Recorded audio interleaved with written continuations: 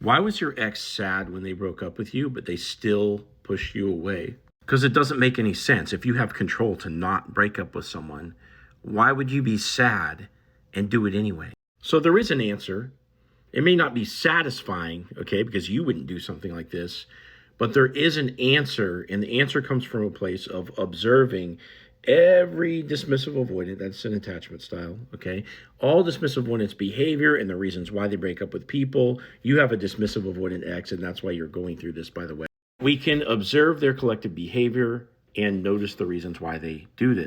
So what are the reasons? It basically all has to do with conflict avoidance and the stress that comes from the conflict avoidance and this fear of commitment about losing themselves from avoiding conflict, and all the problems and the stress build up, and they love you, but they have to push you away. So why? Why do they have to push you away?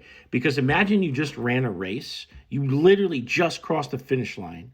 Okay, you push yourself to your absolute limit. You sprinted the last little stretch of the race, and now you collapse after you hit the finish line, and you are panting for air, and your body is like pushed to its limit, right? Your muscles are aching, everything. You're just like in absolute recovery mode. And then imagine somebody comes up to give you a hug, like your significant other comes up to give you a hug, like right as you're in that state of being.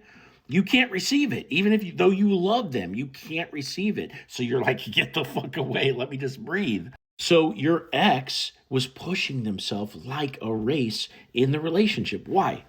Because they thought they weren't good enough, so they had to like meet an extra standard, and to some degree they were just going with the flow and trying to be what they thought you were worth. But with impaired communication skills, because of neglect in childhood typically, impaired communication skills, they don't go to bat for what they need. They don't know how to speak up for what they need. They don't set boundaries.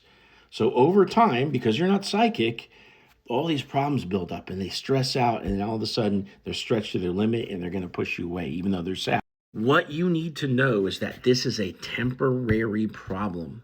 It's a temporary problem. Even if they run off and go start a new relationship or whatever, it's a distraction. People that do this kind of thing, they run off and go distract. And it's a temporary situation.